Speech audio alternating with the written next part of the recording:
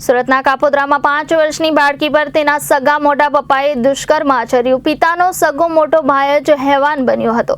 બાળકીના માતા વતન ગયા હતા, જેથી મોટા પપ્પાને ત્યાં રમવા બાળકી ગઈ હતી અને બાળકી સાથે દુષ્કર્મ ગુજાર્યા બાદ બાળકીને ગુપ્તાંગમાં દુખાવો થયો હતો।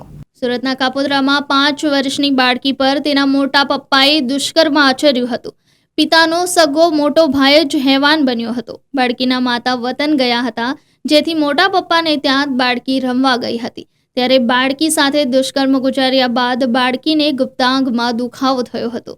માતા વતનથી પરત આવ્યા બાદ બાળકીની તપાસ કરતા ગુપ્તાંગમાં ઈજાઓ જોવા મળી હતી અને તેના કારણે બાળકીની પૂછપરછ કરતા મોટા પપ્પાની કરતૂત માતાને જણાવી હતી।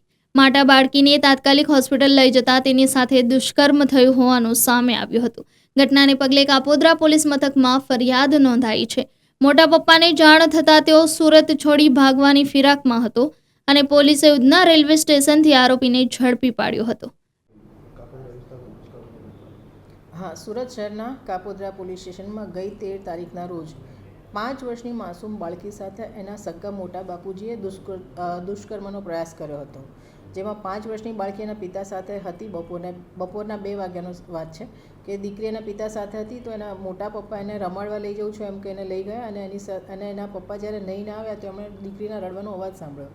તો એને દીકરીને પાસે ગયા તો દીકરી રડતી હતી, કંઈ નહોતી શકતી। પછી એના મમ્મીને બોલાવ્યા। એના મમ્મીને દીકરીએ કીધું કે મને પેટના નીચેના ભાગે દુખે છે। પછી એને હોસ્પિટલ લઈ ગયા, એને બ્લીડિંગ પણ થતું હતું।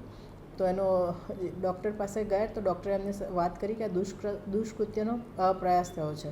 તો પછી ફરિયાદી કાપોદ્રા પોલીસ સ્ટેશન આવ્યા, ફરિયાદ કરી અને આરોપી નાસી જાય એ પહેલાં જ કાપોદ્રા પીઆઈ અને એમની ટીમે આરોપીને ઉધના રેલવે સ્ટેશન પાસેથી પકડી લીધો અને આરોપીને અરેસ્ટ કરીને એની સામે કાયદેસરની કાર્યવાહી ચાલુ છે।